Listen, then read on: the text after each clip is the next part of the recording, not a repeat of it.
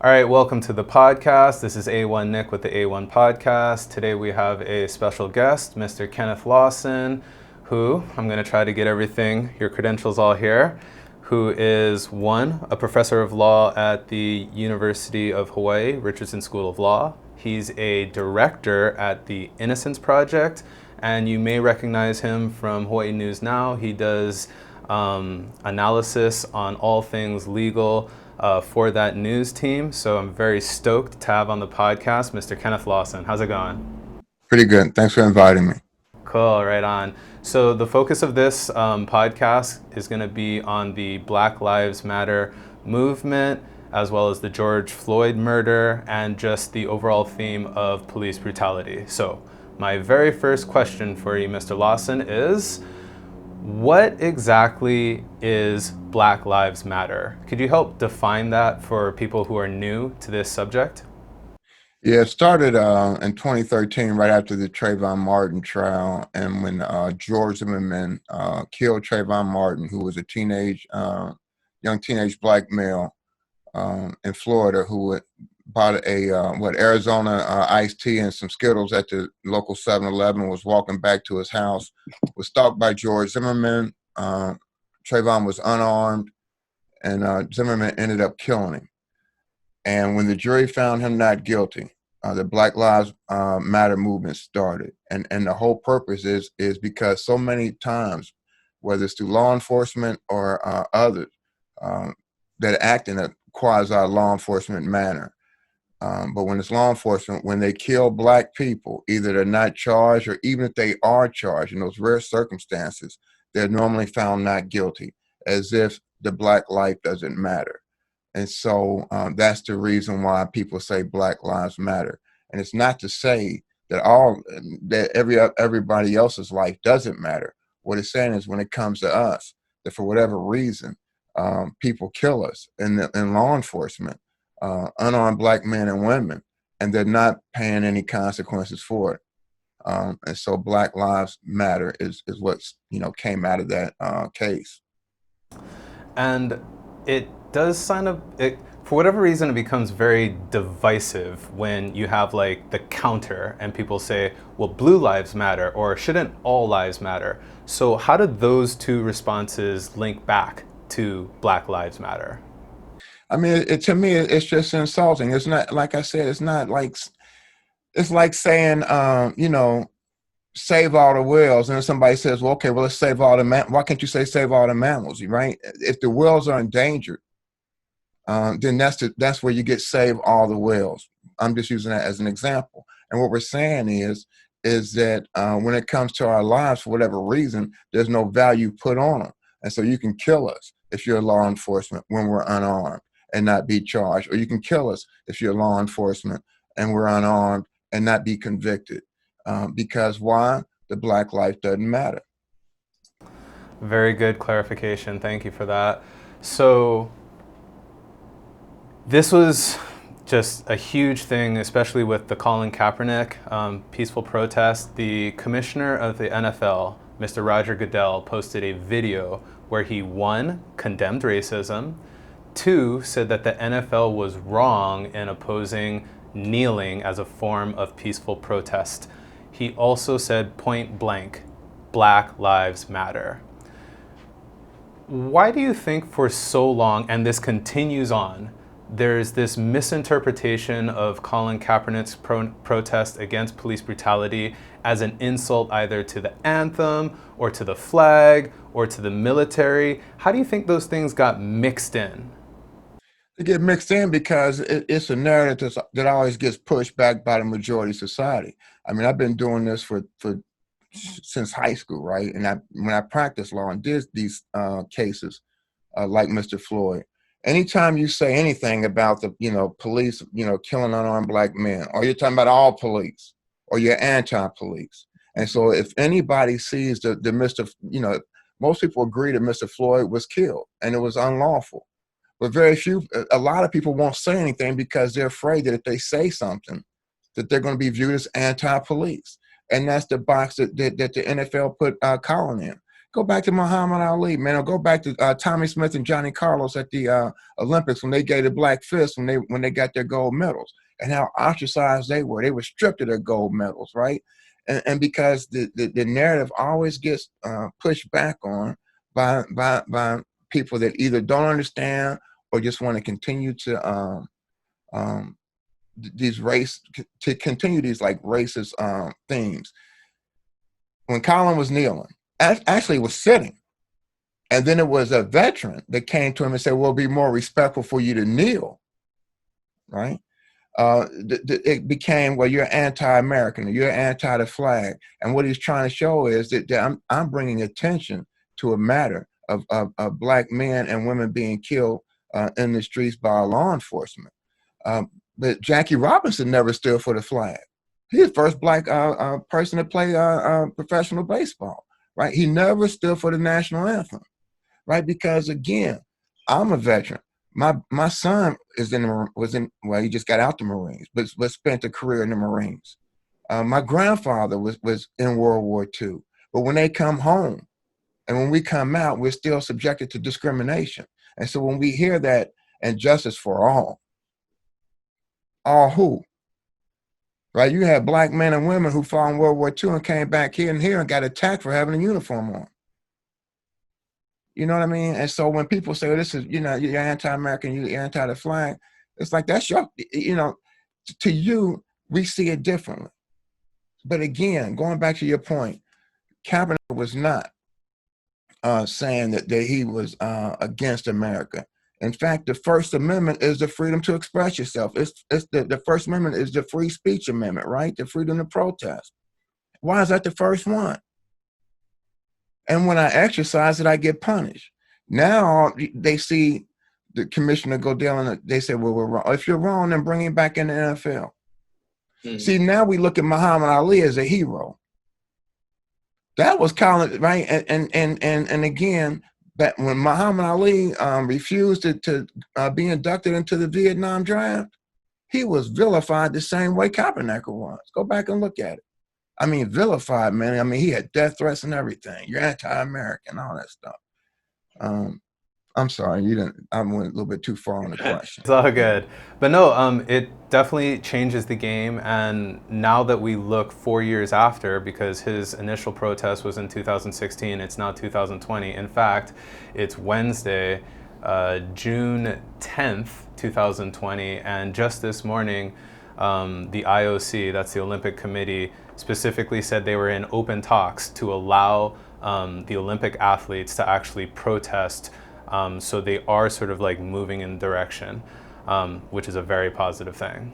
Can I just say this, Nicholas, please? Yes. I think what happens in a lot of situations is we're talking past each other, right? And so if you look at what Drew Brees over the last couple of weeks, first he came out and said, I don't care, I won't, anybody that kneels before the flag is disrespecting the flag, and he took a lot of heat for that.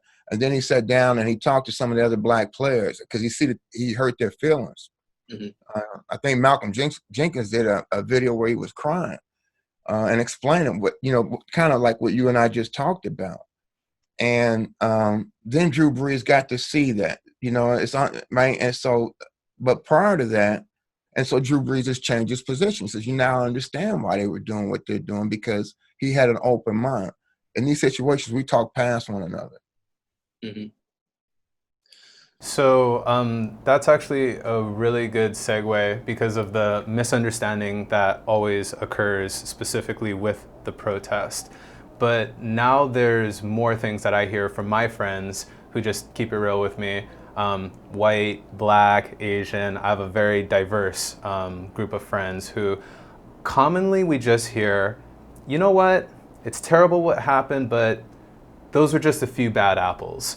Those officers did something wrong, but those are just a few bad apples.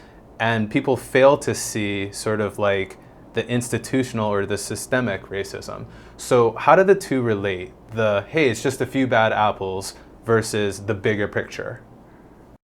Well, because again, you go back to the history of police, it goes back to slave catchers.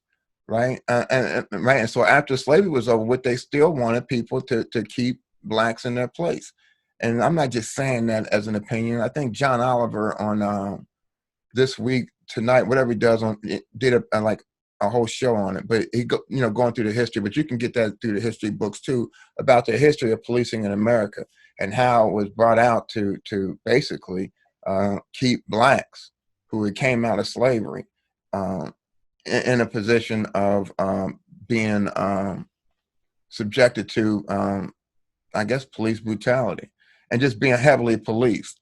And so on the mainland, like in my neighborhood, our police officers didn't come from the neighborhood. These were police officers that came from the suburbs that came into my neighborhood, viewing it as almost like a zoo, right? And being non-caring. And so what I'm saying is that you do have good police. I'm not saying all police are bad. What I'm saying is it's a systemic problem. It's a systemic problem. Go back and look at the video from the 75-year-old man that got pushed down and then had the blood gushing out of his ear. Now you see one officer, if you go back and look at that video, one officer kind of wants to help him. He kind of wants to stoop over and help him. Then the other officer pulls him back, right, in that military fashion, and basically says, no, you got to keep on marching down this way while you have a citizen bleeding out. You saw these officers in the Floyd case. One officer's asking the other officer, shouldn't we turn him over? And he's like, no, we're gonna leave him just the way he is. And they continue to sit there and watch this man die and don't do anything. And so it's systemic, right? And then you got officers who know. They may not engage in the conduct, but who watch some of these other officers engage in that conduct and don't say nothing, right? And so, yeah, for the most part, most police officers are pretty decent. But you got your few out there. But again, if I'm not coming forward and exposing this as a police officer, that these individuals are engaged in misconduct, then I might as well be engaged in it too. But and I will say this: when I was practicing this type of law, every now and then, man, when I had a case like a Mr. Floyd case where it was an unarmed black person killed in Cincinnati, every now and then I come to my office and there'd be like an unmarked envelope with police files in it. And I knew it was a police officer that was sneaking me that stuff, right? They didn't want to be known, but who did not want to be involved or who did not appreciate any officers on the department doing illegal stuff. Yeah, there is sort of like, I don't know how to describe it, but it's kind of like we're all in different tribes. There's a tribe mentality, or once, there's that blue wall, that's the metaphor that's been, said when, they're all cops, they're on the same team, they're in the same tribe, and then there's a certain like covering for each other. We don't go after our own, we stay united. And I think that sometimes if it doesn't change, especially in really bad situations, to correct something, like somebody who just simply can't breathe, that leads to these huge movements. Now that we have social media, it's on tape, it goes viral, that leads to these huge movements like hashtag defund the police. So that's my next question for you. Right. What is the defund the police movement? What does it mean? What are they really getting at? Are they abolishing the police or just changing the budget? What do they mean? I mean, I really wish they'd rename that. I mean, if you're talking about marketing, you know what I mean? That's just a bad, marketing, because really what it's saying is, and I think the police would agree with this, what it means is, look, we expect our police to do everything. If you have a problem with a drug addict, you call the police, right? Instead of a special counselor or a drug addiction counselor. If you have a problem with, domestic dispute that could be resolved by, I'm not talking about domestic violence, but domestic, arguing, something like that could be involved in some type of counseling, or mental health, right? All these things, homelessness, all these problems that we call the police for. And what it's saying is, let's take some of the funds that we give police and fund these other things so that what they do is address crime, which is what they're supposed to do. But when you have them out there coaching teams and doing all these things because there's not enough funds for other things to happen, and coming out and just, I mean, some of the most ridiculous things, getting cats out of trees or calling them, I mean, and so that's what it means. It means, look, let's have our police. We're asking too much of them. We're asking way too much of them. Yeah, and locally here in Hawaii, I know it's a different sort of jurisdiction, but I participated in the protests on Saturday, and thank God we had police. I want them funded. That's my personal view that I'm sticking into this, because they helped direct the traffic, make sure that the protesters can get from point A to point B. Nobody was like really disrespectful to anybody else, and I reached out to some of my contacts, and as I told you earlier, those agencies were ready just in case something went down, like the rioting things that happen sometimes when you have agitators inputted into a protest for somebody's weird purpose to like cause anarchy or whatever their stance is. But I felt safe, I felt protected, and of course we want police, but then the key thing is, and what I want to redirect back to is, in the arrest process, I think that if you're keeping your eye on the prize, it's about people being detained of all colors, people being detained in a safe manner and not sustaining an injury that leads to their death, or having a knee or some sort of pressure put on top of them that directly leads to their death. So could you please explain to me in great detail the practice of using like a knee or a chokehold to detain somebody, and what the best practices are to make sure that somebody doesn't die?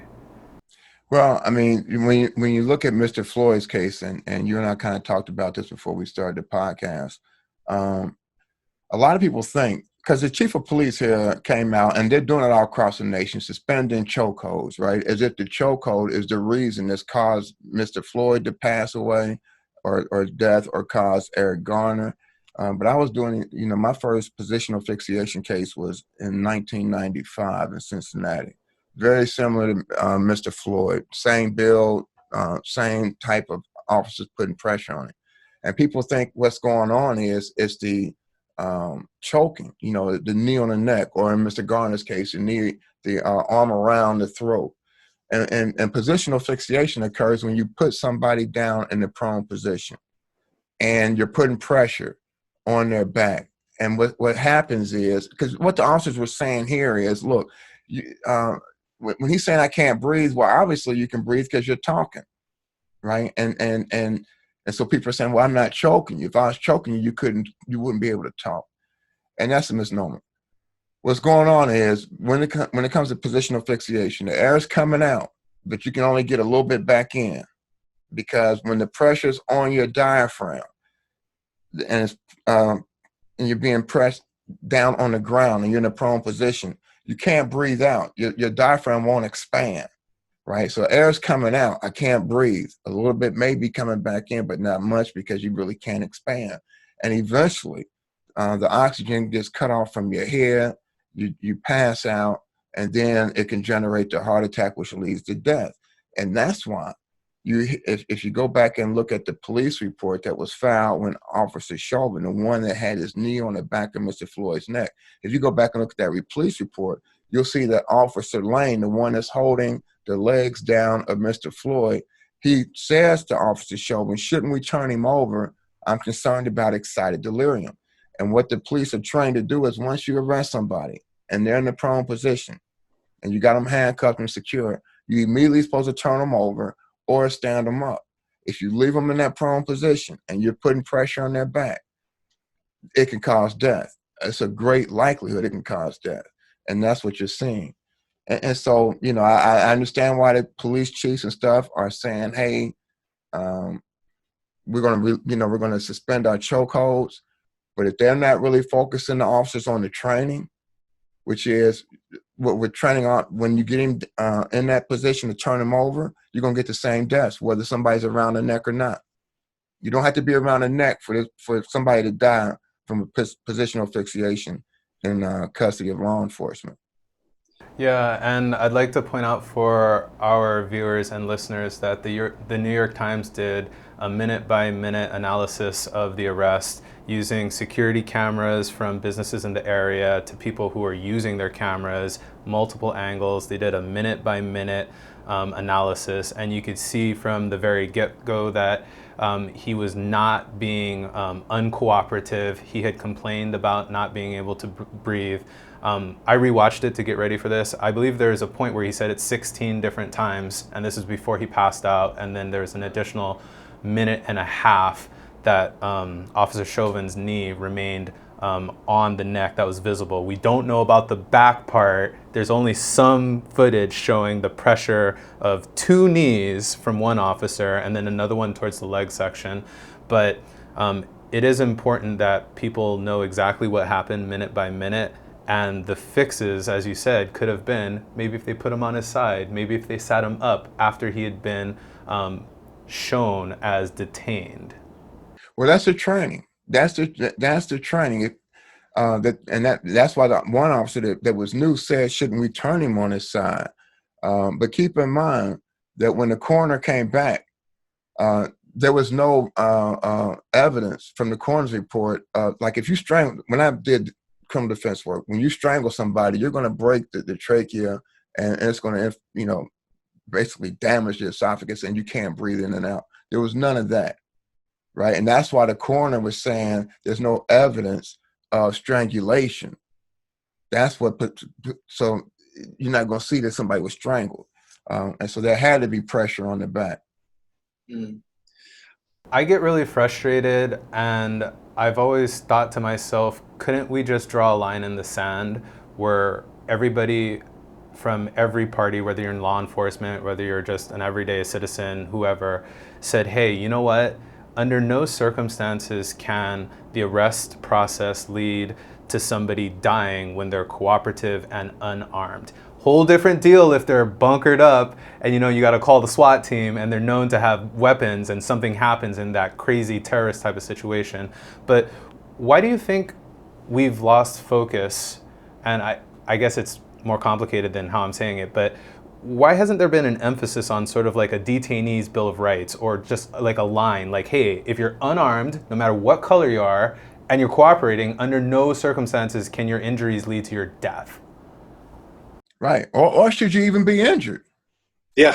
Yeah. Right. I mean, if you look at remember, I don't know if you saw the footage from the protest with a little young, I'm not gonna call her girl, but I'm so old now, but she was and the New York police officer shoved her and she had a concussion. I don't know if you saw that or not. You know what I mean? And so there's no reason for that. And that was the reason for civil rights suits. And so you're hearing a lot about qualified immunity, right? Because it used to be if an officer did do that and it happened, then the remedy is what? You could sue them. And the theory is this: if the city is paying a lot of money out for these lawsuits, then they will train their officers to save money. It will get back down to economics. Look, we're tired of paying millions of dollars because y'all out there not properly arresting people. Or it would allow the city to get rid of those bad apples, right? But with qualified immunity, it's just becoming it's just hard to win these types of lawsuits anymore. And so, again, I don't know. To answer your question, I know I really didn't answer it. I think it comes to hiring practices. It comes to being able to discipline. We had an officer who physically assaulted a lady, committed domestic violence on videotape in 2013, and he still got his job here in Hawaii. It was on videotape. He punched her dead in the face, right? And so if I know I'm not going to lose my job, if I know you can't sue me, what deters me if I lose my temper from hitting an unarmed suspect if I'm capable of doing that? So I don't know the answer to your question. Other than consequences is what changes people's behavior. So what do you think are some best practices for people who are just everyday people? They want to help, they want to support, they don't want to add that divisiveness that the president has added. You know what I mean? What could the everyday citizen do to just do some sort of good to help the movement for all people? I think one thing about me moving here, I've been here for 12 years now. And you were mentioning earlier that your friends come from all walks of life. And so, you know, when I came here, I'm from the Midwest, so it's just black and white, right? Very racist, very racially divided. Hell, in 2001, we had the Ku Klux Klan to put a cross on the downtown square next to the Christmas tree. And that's only, what, like 19 years ago. But coming here to Hawaii and living here, there's so many culturally diverse people. I didn't know anything about Micronesians, right? And so, you know, instead of judging them or judging Filipino or anybody else, Native, I learned. Right? I just want to know, you know what I mean? And not judge people based on stereotypes, which we tend to do. And so I just try to find out, you know, because none of us had a choice what color we are, right? We didn't get to tell God, hey, look, you know, let me put in my order for blue eyes and blonde hair. You know what I mean? Yeah. Right? And so again, if we come from that premise, then why not get to know each other? You know, and I think what happens in these cases is we talked about it earlier, you get put into that box. Man, if I support Black Lives Matter, that means that I'm against the police. Right? And how do we get into that box? Why can't you say that Black Lives Matter, that yes, Black people are being killed disproportionately by the police when they're unarmed than anybody else? You know, and then that narrative, well, why don't they get this upset on black crime? Yeah, I heard that a lot too. Right. And the point is, and the whole, see, when we commit crimes against each other, we arrested, we're prosecuted, and sent to prison. That's justice. When police officers are killing unarmed Black men and women, they're not charged. If they are charged, they're being found not guilty or they're not indicted. Remember, Eric Garner said, I can't breathe 3 or 4 years ago before we heard Mr. Floyd say it, and those cops never got charged. Right? Right. John Crawford in Dayton, Ohio, was in Walmart. That's an open carry state. But he picks up a BB gun that they sell in Walmart and is talking to his girlfriend, and somebody calls the police. There's a Black man in here with a gun, and they shoot him in 2 seconds. And they go to the grand jury. It's on videotape. He wasn't doing nothing. But he gets killed, and they say there's no crime. Right? And so again, when they keep that Black on Black crime stuff, why it's insulting. It's the same as, you know, all lives matter, or blue lives matter. Yeah, you go kill a police officer, I promise you, your ass is going to be arrested, put in prison. And if you're in a death penalty state, you're going to death, right? So justice is served. We show you that blue lives matter. If a police officer gets killed, we will show you that a blue life matters, because you will be prosecuted to the right. If a white person we'll show you that white lives matter. What we're saying is, when we get killed by law enforcement, our life don't matter. That's the whole point. And the fact that you can say Black Lives Matter and we respect the police, they're not inconsistent. That I support Colin taking a knee, because for whatever reason, there's still systemic racism in our country. And he's bringing attention to the racism. It's not anti-American to protest. It's not anti-flag to kneel and protest, to draw an attention to it. And if the military are fighting for anything, it's the right for us to be free to do that. And to say that for you to go out there and risk your life at war to protect my freedom, and when I exercise it, somehow I'm disrespecting you, it's nonsense. And if you look at it logically, it makes absolutely no sense to say we're going to send you off to war. Like I said, I was in the service, my son, we're going to send you off, and you're willing to fight for us to protect our rights. And our first right, our First Amendment, is the first one. And when I exercise it, somehow I'm disrespecting you. Come on, man.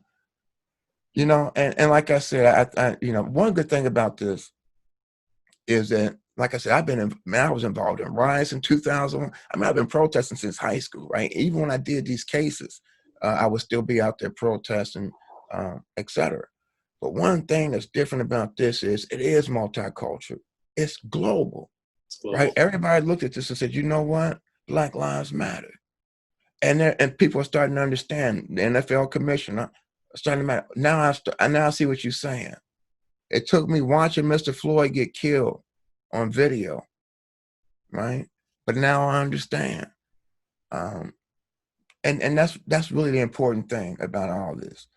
Is your life matters, my life matters, and if your life didn't matter, no matter what color you are, then I'm gonna say it does, and I'm gonna protest with you until people recognize that it does. If Native Hawaiians are saying, and they're being killed, you know what I mean? That's what we're here to do. Because our primary purpose on earth, if you really look, is not to make a ton of money. It's not to get famous. Our primary purpose is to be of service and help to one another. And if you can't help somebody, just don't hurt them.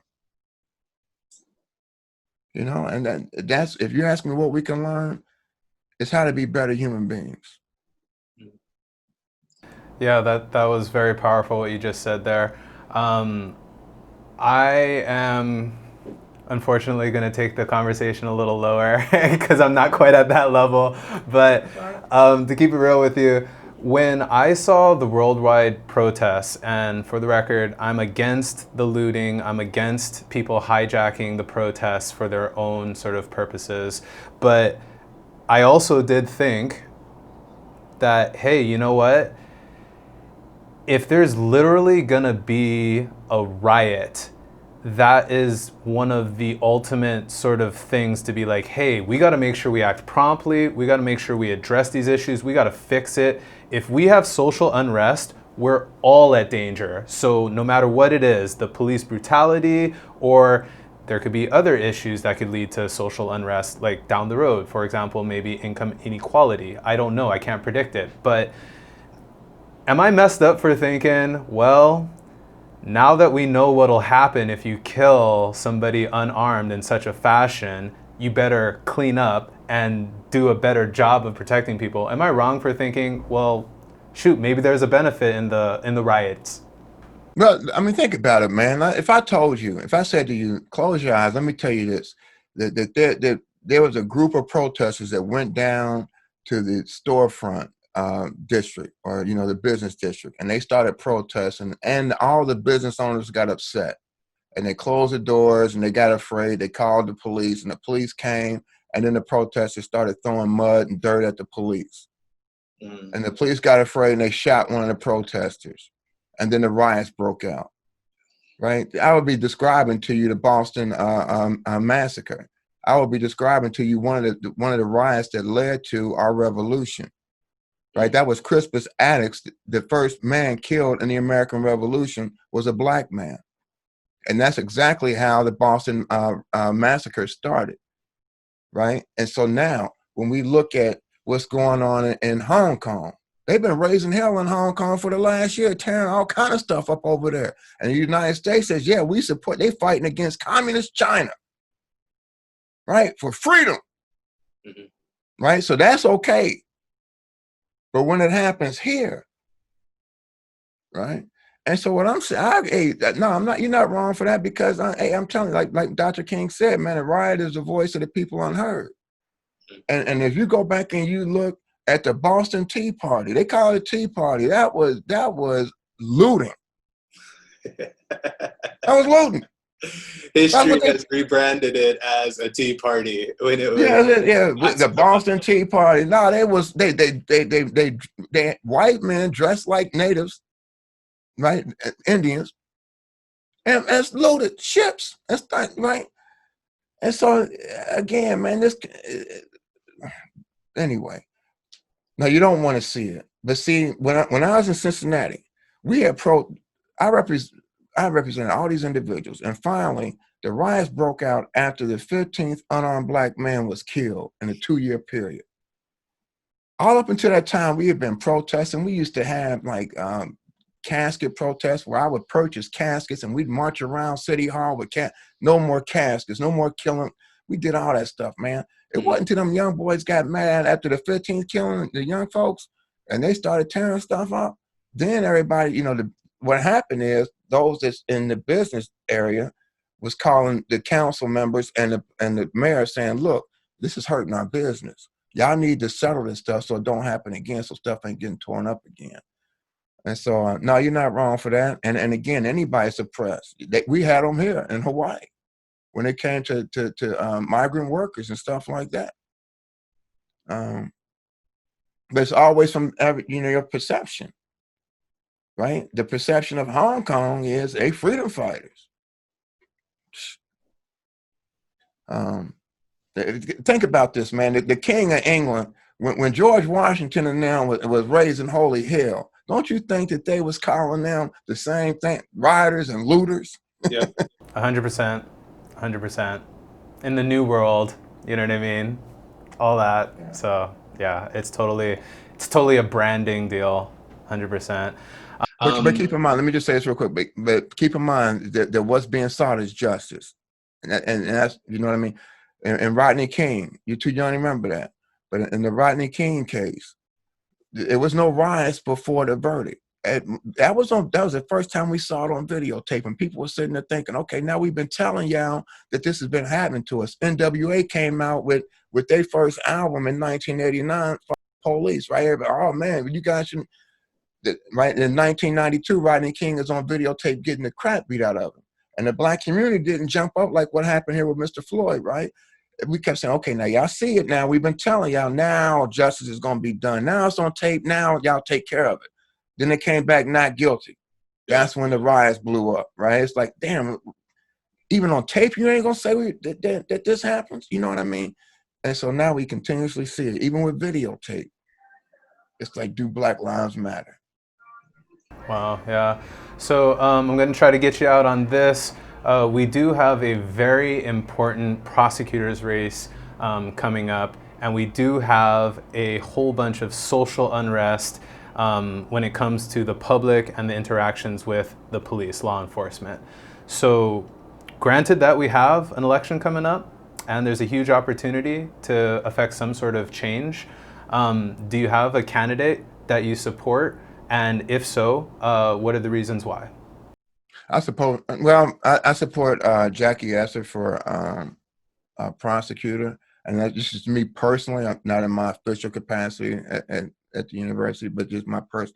And so, I support her because we need justice reform. And one thing that at least I would say this about, I don't say too many good things about President Trump. One thing I will say is that he has supported justice reform. They came out with a Justice Reform Act along with his son-in-law, Kirshner, because remember Kirshner's father was sent to prison. And so they understand some of this bail reform and some of these other reforms that Jackie, and just cleaning up that prosecutor's office, man. I mean, if you look at Kauai's prosecutor, they're able to keep the crime down, but his efforts on justice reform and bail reform and all that, he's been able to show that you can do these reforms and keep crime down. And so we saw with the Aloha case and Keith County-Sherrill, who's under federal investigation, and then the police department under the chief Aloha. Hey man, we need to clean that up because it's tainted, right?